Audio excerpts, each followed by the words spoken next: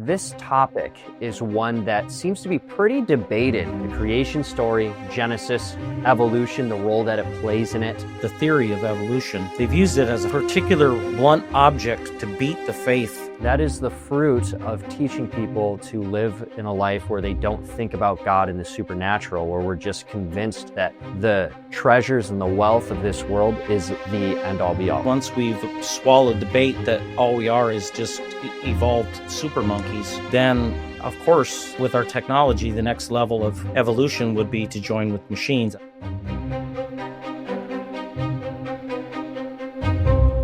So Paul, today we are diving into quite the topic, and I think this is, maybe people aren't aware of it or they don't realize it, but this topic is one that seems to be pretty debated among even the circles of Catholicism, Christianity, and other denominations.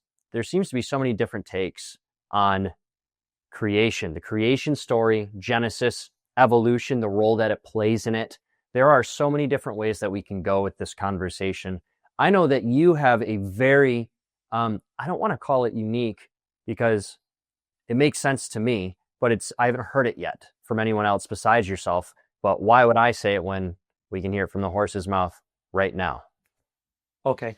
You're referring to my take on Adam and Eve and the Well, garden. yeah, Adam and Eve, was there more than one Adam and Eve? I mean, or what's this idea of like, the term, it almost feels weird to say and talk about it in this regard, but like that incest was okay at first because there's only Adam and Eve and then their sons, et cetera, and just how people justify the start of the human race.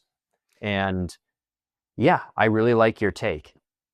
Well, yeah, because the take that I've put together actually solves all of the drawbacks of the typical take that involves, not only does it involve incest, which is an intrinsic evil forever and back then and now, and this notion that a lot of people have that God allowed incest in the beginning to allow for the procreation of Adam and Eve's progeny, I find particularly offensive to God because it's blasphemy to me. It says that God didn't know that they were going to fall, and it says that God didn't already have that preparation waiting for them when they did. So just let me start at the beginning. The notion that the atheists have used now for nigh on probably 150 or so years since Darwin, or shortly thereafter, has been that because of this very widely accepted theory, and it's been unfortunately accepted as fact, and it's not. It's still very much the theory of evolution. They've used it as a fact, and the atheists and academia in particular use it as a particular blunt object to beat the faith out of students, be them high school students or college students. Academia is a very powerful weapon of the atheist, and not academia. Yeah, evolution is a very powerful weapon of the atheist academia. And it's really important that we get our origins straight to understand who we are. If we don't really understand our parenting, and we think that we're really just super evolved apes, and we have no connection with a higher order of creation, and everything just becomes random. Becomes no purpose to we become totally lost. And then when you're in that type of spiritual degraded condition, it's very difficult to hold to any morality or ethics, and it's very difficult to believe that there is anything beyond yourself. And then we wonder why we're swimming in narcissism and a whole self-centered, egotistical swamp of materialism. Yeah, go ahead. I just real quick before we jump to the next topic, Mm-hmm. I was watching an interview with Dana White, who's the president, the CEO of the UFC, and he was being interviewed. I can't remember the guy's name, but I know that this has been clipped a bunch and like put into shorts. But long story short, in a segment of the interview, there's much more that they talk about, but in this specific segment of the interview, Dana White's like, I have a friend that he claims is a trillionaire, and that he has a whole lab in his house where they're trying to get him to live to 150. And Dana White chuckling, and I mean, I guess, in that context, you can almost see, like, get it to a degree where he's just saying, and when you have and some people, we don't know if we can live forever, but when you have $1 trillion, trust me, you don't want to die. And to me, I saw that and I thought, that is the fruit of evolution. That is the fruit of teaching people to live in a life where they don't think about God and the supernatural, where we're just convinced that the treasures and the wealth of this world is the end all be all. It's the ultimate means. So I totally agree with what you're saying. I just wanted to bring that up because I saw that from one of the largest thought leaders that floats more conservative too, at least when it comes to his fan base, talking about something in a manner that totally rejects the notion of an afterlife or the existence of a benevolent creator. Well, this is what they're pushing for transhumanism, and evolution plays a big role in that, because once we've swallowed the bait that all we are is just evolved super monkeys, then, of course, with our technology, the next level of evolution would be to join with machines, as I pointed out a couple of episodes ago that they did back in the 80s with the first Star Trek movie and V'ger and that whole thing. So Hollywood's been promoting it for a long time. It's part of the message. But yeah, I've always hated that bumper sticker. You've probably seen it. I don't know how popular it is anymore, but the one that says, "He who dies with the most toys wins."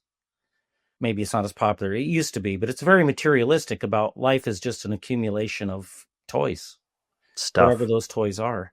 And unfortunately, if you've developed such a warped relationship with reality, which includes God, the creator of everything we can imagine as reality and experience, if you have such a minimal relationship with him, this is all there is. And of course, the idea of death means that everything's gone. And of course, we know better, because everything isn't gone, provided that you've obeyed the commandments, you've lived according as Christ said, and you've taken the medicine for our fallen nature, and you work your way, and you have to earn it. It's not just a matter of claiming, "Oh, I believe in Christ. Where's heaven?" Doesn't Mm-hmm. work that way. But to get back to the where this all started in the theory of evolution, and this idea with the fossil record, that somehow they put together piecing together some fossil records, anthropological and archaeological records, that show some progression and perfection, frankly, of the human body over time. Uh, I'm not here to disclaim that. I'm not here at all to argue with or somehow refute the fossil record, because I don't need to, because the fossil record, anthropological fossil record, and the anthropological record are on the Catholic side. It is right in tune with the biblical record, provided that you have the proper perspective and interpretation of that. And that interpretation, in many quarters, including in many Christian corners, particularly the fundamentalists, would take everything literally and can't see anything through simile, or allegory, or metaphor. They have to see everything as a literal meaning of what the word means today. So when they go, for instance, and they say, "Well, everything was made in Genesis, and that's in 6 days." Okay, but as Augustine, I believe, stated in Literal Interpretation of Genesis, I think, he makes it very clear that, and I've known this, that I came to this conclusion myself, that it couldn't possibly be a 24-hour day. The sun wasn't even made until the fourth day. So it's not a matter of how we calculate days. It's a period of time. It has a beginning and it has an end. And over these periods of time, 6 in all, creation occurred. The whole cosmogonical nature, how everything was created, is the first story of Genesis. And there's 2 stories in Genesis of creation. And a lot of people, and it's been tradition, even in Catholic, I believe, even in Catholic scholarship, a long ways, to make those as if they were 2 separate traditions, really having no real context with each other, although they do agree in certain points. My take on it is, and I happen to know that it's not my take on it from what the stories are and how they relate to each other. This is although I thought of it on my own, I didn't read it. Come to find out that this was a take that had been known long ago, and it's fallen out of favor or fallen out of practice for a while. But my take is that the first story is the cosmogonical story of all of creation, which included everything, included man being created in the image of God on the sixth day. But then the second story is a particular story. The first story is the universal.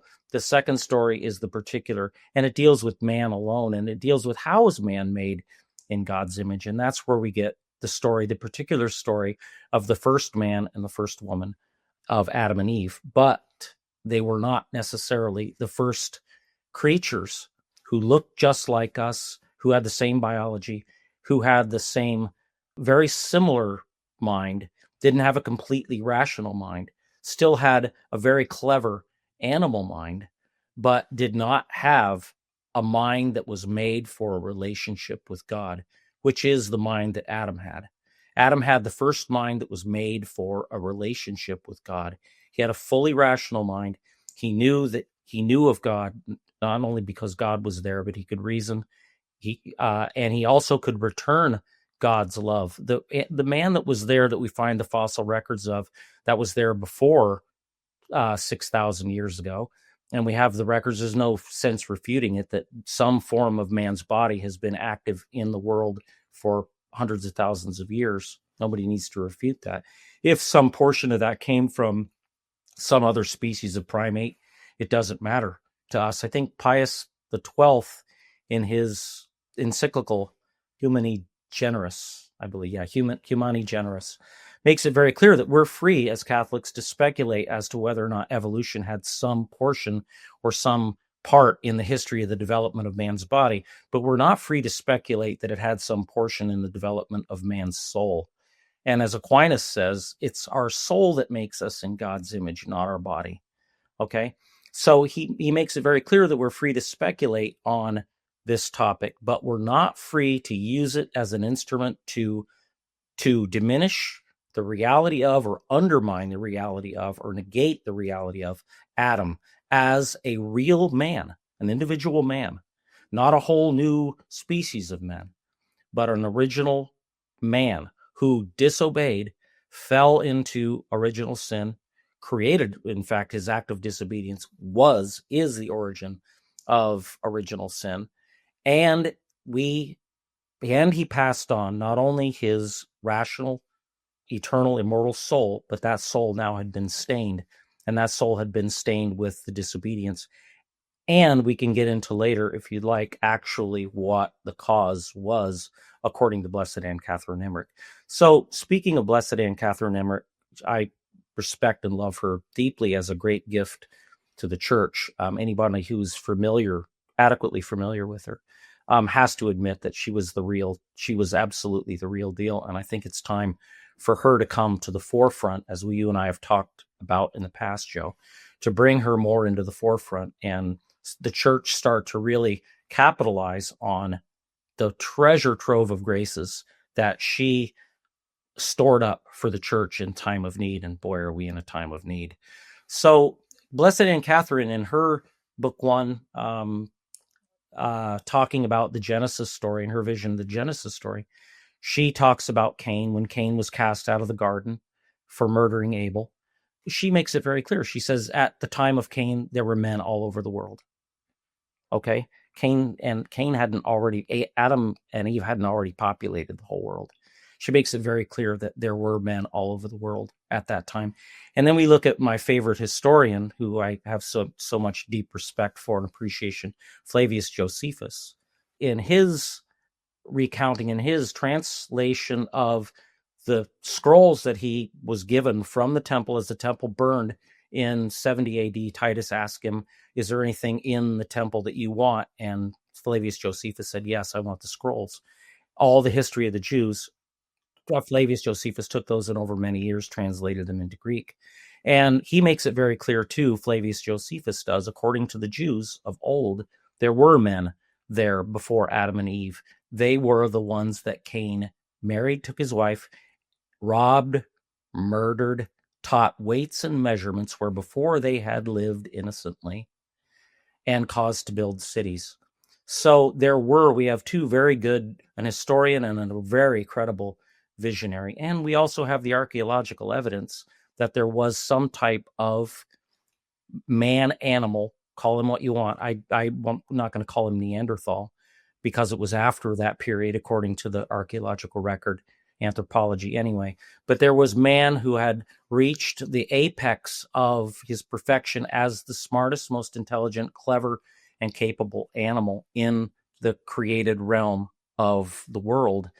And God said, let us make man in our image. And that grammar alone, it indicates, or at least infers very strongly, that man was already a being. There was already some type of man there. He didn't say, let us make a new being and he'll be in our image and we'll name him man.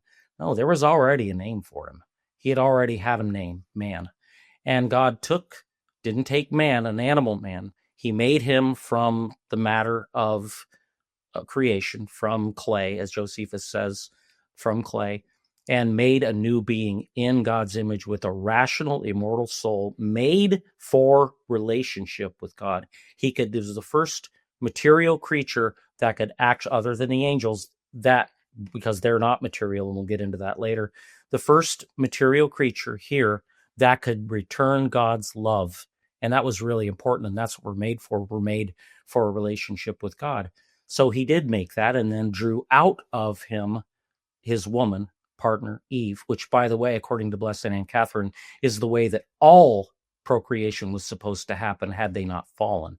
And this is another thing that people don't realize. There was never supposed to be physical copulation, actual physical copulation in an unfallen state. It wasn't because we weren't animals. But what happened after the violation of touching the fruit that they weren't supposed to even touch? According to Blessed Anne Catherine Emmerich, the fruit looked like a blood red, like a vessel, full of veins. And when Eve handed it to Adam, it fell open in Adam's hands. And she says, Blessed Anne Catherine says, they saw pictures of what they ought not have seen. And what they saw, in my opinion, is they saw how animal man reproduced. They saw a form of pornography. And that's why they were ashamed and knew they were naked, because they realized what these organs and these parts of their body were for, had they in the material realm. And that's what caused them shame.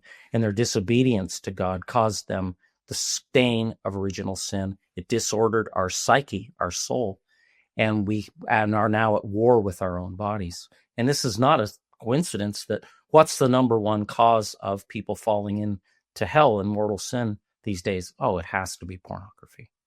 And it's the very fruit of the tree of knowledge that's come back to now take us under.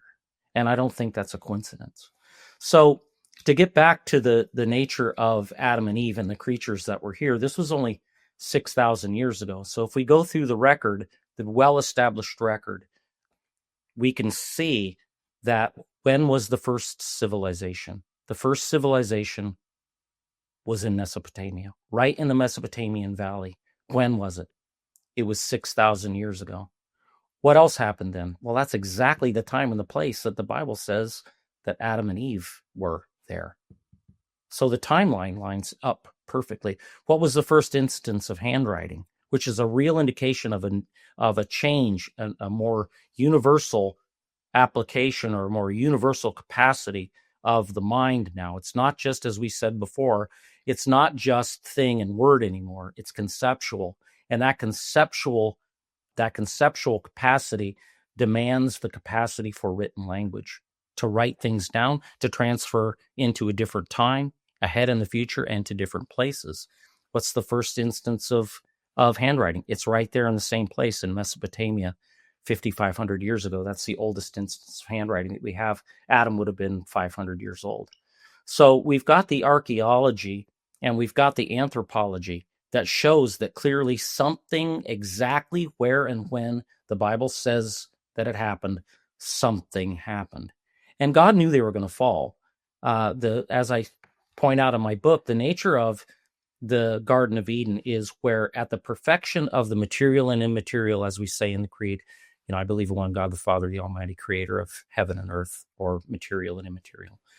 At the perfection of all of creation, which is both the unseen, the immaterial, and the material that we can sense, like the other animals, there came a time for the touching. Those two realms touched, and that realm that they touched is the Garden of Eden. And that was created for this highest creature of the material realm, this creature that bridged the material and the immaterial. And that creature was Adam. That creature was the first and only creature that bridged the gap between the material and the immaterial. And he was as much spiritual as he was corporal, if not more spiritual, according to Blessed Anne Catherine. So the garden was created, this supernatural, very supernatural, although it included portions of nature, very real place, the Garden of Eden, very real place was created for Adam and Eve. And Adam was made and brought there. He wasn't made there, he was brought there. Okay. So when he fell, he had everything. He had no reason to be disobedient. He had everything he could ask for. He lived in the absolute proverbial lap of luxury. He had potentially the most beautiful woman this side of, maybe other than the Blessed Virgin Mary, in creation, in Eve. And he had everything he could ask for. And he was just made one demand: not to touch or eat the fruit from the tree of knowledge, lest he die. Not that he was going to die instantly, but it would lead and cause that he would no longer be immortal. And he, by the biblical record, I believe is accurate. People say, well, there's no such thing as talking serpents or whatever. Well, maybe not in this world, but the Garden of Eden was very, very special. It's not this world. It was the world where the angelic realm of the immaterial and the material realm touched. So as far as having other creatures other than human beings speaking and communicating, whether they did that like a telekinetic or whatever it was, I'm not going to speculate, but to leave that area into the limits of our limited world, I think, is ignorant. So they were tempted. Eve was tempted, took the fruit, gave it to Adam. The fruit fell open in his hand. They saw pictures of animal man copulating, and they knew that they were naked, and that's why they were ashamed and felt they had to cover up. They fell out of the garden. The garden was not part of this world, although it included the realm of this world. They fell into the material realm, and they fell right down in and among all the animals, including animal man, who they'd seen pictures of. So when they fell down into this realm and they were in there, they were exiled from the garden. The garden was taken away. It's no longer here, although it is a real place. It's no longer here. They fell into what God had already prepared, knowing perfectly well that they would fall. He's omniscient, omnipresent, and omnipotent. So he knew they were going to fall. According to Blessed Anne Catherine, they only stayed. They were there less than a day before they fell. Figures, that's man for you. Never satisfied. So they fell into animal man. So when Cain was cast out for killing Abel, he didn't tell, oh, I'll be killed. He wasn't thinking of lions and tigers and bears or beasts or any other way of being killed. He was afraid of animal man who was out there. God put a mark on him. Obviously, a mark wouldn't make any difference to an irrational animal, but it was a mark that a rational animal, or a fairly rational animal, these animals anyway, would understand. So they left him alone. So when Cain was cast out, he took his wife from among the people, the material beings, not eternal, that were already here. Now, the progeny that came out of that relationship, they were given two things from Cain, but they're really one thing. They were given the rational eternal soul and mortal sin. They inherited the mortal sin from Cain that Cain had inherited from Adam and Eve. So, and that's now passed down through all, and over a very short period of time, this far superior being, far more capable being, would have not only bred out, these inferior, first purely animal beings, but also the flood swept them away too. So, and then we get to the next part of the story, which talks about, I think it says, it depends on who you read or the version that you read. I suggest a Catholic version only, because the Catholic Church actually instituted the Bible and canonized its content. But there's a lot of variation, and some of it isn't good even within the Catholic confines. So if you read, it says that the daughters, or the sons of heaven, found the daughters of men beautiful and took to them their wives. And then their life, God said, would be limited to 120 years. Now, it's been a real fallacy, even to a lot of very popular Catholic influencers on YouTube, that the sons of God, the sons of heaven, were fallen angels, which is preposterous. Thomas Aquinas makes it very clear that angels are pure spirit. And although they can assume a bodily figure for our sake so we can interact with them, those bodies that they assume are not alive, and they're not capable of any human living function, including copulation. And God wouldn't allow them to copulate anyway. So the idea that the giants, or the Nephilim, were the products of these fallen angels is preposterous. And at Blessed Aunt Catherine straightens that up too. So who were these daughters of men? Well, they were the daughters of the men that were pre-Cain and Abel and Adam and Eve, that had been here, that we find the bones and the evidence that they've been here for perhaps hundreds of thousands of years. So they did not commit incest. This idea that God made them or left them with the only option of having sex with either their mother or their sister is an outrage. Incest is an intrinsic evil. It was evil then, and it's evil now. It's a violation of the filial relationship of the family, and God wouldn't do that. And God had prepared it for. He knew they were going to fall.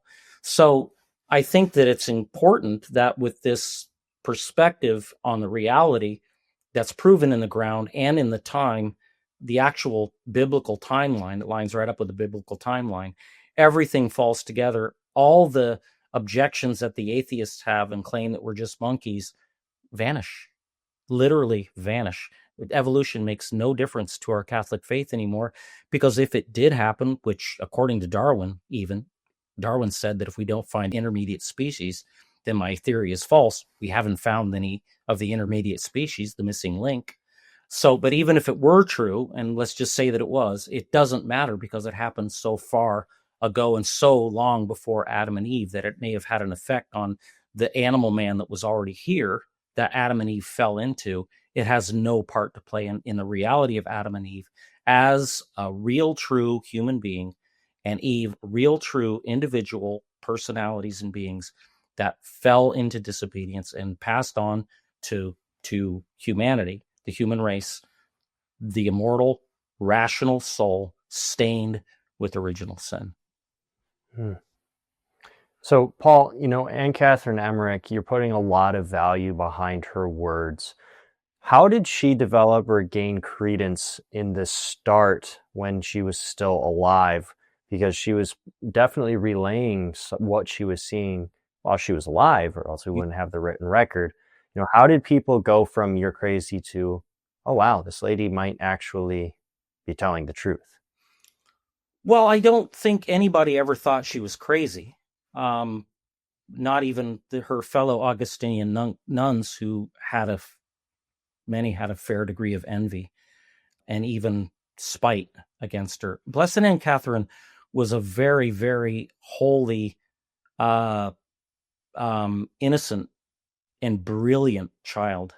To bring in Tolkien again, because he's so relevant, Tolkien used Blessed Aunt Catherine Emmerich as his image for the Luthien character in the Silmarillion. Luthien is really the heart. Luthien and Beren are the heart of the whole mythology. They are the origin in our mind and our soul of faith and reason. Luthien is the highest daughter of faith, and Beren is the highest of reason. And they come together and they wed. Aragorn and Arwen, in the end, when they come back together, they're both offspring of Luthien and Beren. They come back together, and actually that's the rejoining of faith and reason, which is the whole point of Tolkien's mythology, is the rejoining of faith and reason. And so Luthien Tolkien used a lot of Blessed Aunt Catherine vision. Then he used Blessed Aunt Catherine as an adult. When she was an adult, he used Blessed Aunt Catherine as the image of Melian, which was Luthien's mother. Melian being a Maya, one of the angelic, quote unquote, types that actually came to Middle Earth and wed Thingol, who was the High King of Love. It's all explained in my book. But anyway, and together they had one child, and that was Luthien. So Blessed Aunt Catherine inspired both of these characters. The child when was Luthien, when Blessed Aunt Catherine was a child, and Melian when Blessed Aunt Catherine was an adult. And they shared a lot. Melian could read your mind. Blessed Aunt Catherine could read your mind. She knew exactly if she could see things. She could verify relics. She could verify things. People constantly tried to fool her, to bring in things, either misrepresenting what they were, telling her that they were something that they weren't, and she saw right through it. They also tried to hide relics from saints in her room while she was asleep, and she had no idea they were there. And when she woke up, she would wonder, what's here? Something's here, and she would point it out, go to the closet, go, there's something in the closet. And sure enough, and she would identify exactly what it was. She was an invalid. She was a suffering invalid. She was born in 1774 in Germany, a peasant child. She became an Augustinian monk, even though she was very sickly and very poor. She was instructed by her guardian angel her whole life, and she was led spiritually all over the world by her guardian angel to interact with people and do the work, Christ's work, and became one of the brides of Christ, very much so. And she had the full stigmata. She had the stigmata, the nail holes in her hands, in her feet, in her side, the crown of thorns, and a double cross over her heart. The last portions of her life, for like the last 8 or 10 years, she didn't eat anything. She couldn't eat anything. She couldn't hold down food at all. She only took the Eucharist like once a week. She couldn't even drink a broth. She would regurgitate it, and she was in constant racked with pain. She couldn't walk. She couldn't get out of bed. The Illuminati, the Freemasons, actually kidnapped her for like 3 weeks and took her away to try to prove that she was fraudulent. And they couldn't. They starved her for 3 weeks. She didn't get any worse. She was still the same. And they eventually brought her back. Her own bishop was actually very much appreciated her, but scrutinized her really brutally hard. And she passed everything with flying colors. Everyone that she came into contact with, pretty much, except for the absolute enemies of Christ, like the Illuminati and the Freemasons, were converted. And she converted a lot of people at a really terrible time in European history, at the time of the Napoleonic Wars and the destruction of many, many, many monasteries and churches, and the advancement of Protestantism. And her writings that were translated by Clement Bertano, who was like the leading poet of Europe, he was the toast of Europe. He was converted, and he spent the rest of her life, which were many years after they met, writing down the visions of Blessed Aunt Catherine. And that's where we get the life of Jesus Christ in biblical visions, which is, every Catholic should read that. And then every Catholic should also read the life of Blessed Aunt Catherine in biblical versions. They're separate works, but it's a lot of reading. It's a total of probably, 5,000 or 6,000 pages. I do know that we can see all of the Blessed Aunt Catherine writings online. They are totally free. That's how I've begun reading them myself. And again, all of this is made possible by your book, Paul, Mount Doom, The Prophecy of Tolkien Revealed. You can get it on Amazon. You can get it directly from Paul at www.readmountdoom.com, www.readmountdoom.com. Awesome discussion as always, Paul, and I'm looking forward to next week.